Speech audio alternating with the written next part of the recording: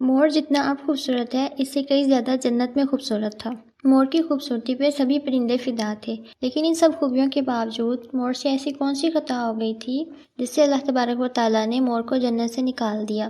اللہ تبارک و تعالیٰ نے جب حضرت آدم علیہ السلام اور اماں حوا کو پیدا فرمایا، اس کے بعد ان کو جنت میں بھیج دیا۔ وہ دونوں جنت میں بہت ہی پرسکون رہتے تھے، بہت ہی لذیذہ میوے پھل کھایا کرتے تھے، لیکن ایک اناج جس کو کھانے سے اللہ پاک نے انہیں منع فرمایا اور وہ اناج گندم تھا۔ چونکہ شیطان حضرت آدم علیہ السلام کی وجہ سے جنت سے نکالا جا چکا تھا، اسی وجہ سے شیطان کی حضرت آدم علیہ السلام سے دشمنی ہو گئی تھی۔ شیطان یہ چاہتا تھا کہ کسی بھی طرح حضرت آدم علیہ السلام کو جنت سے نکال دے اور ساتھ میں اماں حوا کو بھی جنت سے نکال دے۔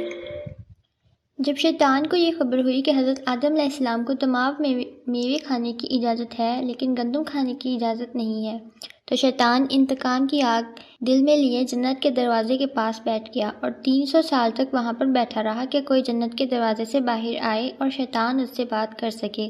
ایک دن اچانک سے مور جنت سے باہر آ گیا۔ شیطان اس کو دیکھتے ہی بہت خوش ہو گیا۔ شیطان نے پوچھا، اے خوبصورت پرندے، تم کون ہو؟ مور بولا، میں مور ہوں، اب تم اپنا تعارف کرواؤ۔ شیطان نے جواب دیا کہ میں عالم کروبیہ کا ایک فرشتہ ہوں، میں اللہ پاک کی عبادت سے ایک پل بھی غافل نہیں ہوں۔ میں چاہتا ہوں کہ میں جنت میں جاؤں، وہاں کی نعمتوں کا اپنی آنکھوں سے مشاہدہ کروں۔ شیطان مور سے کہنے لگا کہ تم مجھے جنت کے اندر لے جاؤ، میں تمہیں 3 ایسی باتیں بتاؤں گا جس سے تمہیں ابدی زندگی حاصل ہو جائے گی، تمہیں بڑھاپا اور بیماری نہیں آئے گی، تم ہمیشہ جنت میں ہی رہو گے۔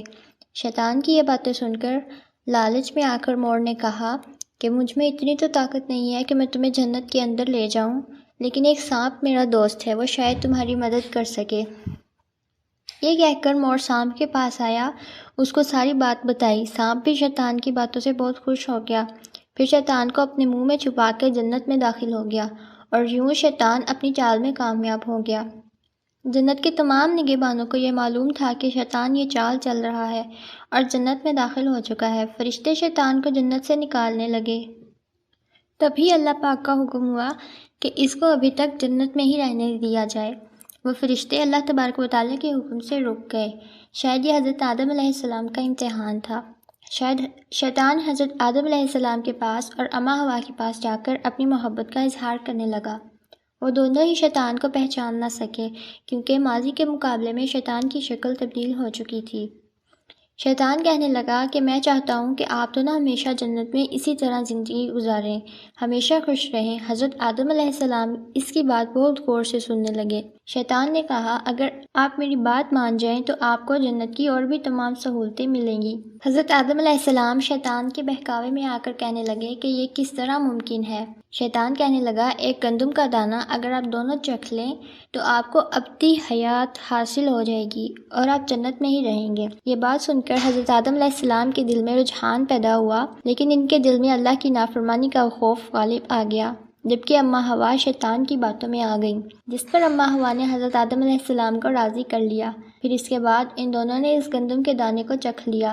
جیسے ہی گندم کا دانہ ان کے اندر گیا تو دونوں کے سطر واضح ہو گئے، جس کے بعد دونوں اپنے اپنے سطر چھپانے لگے اور خوف خدا سے کانپنے لگے۔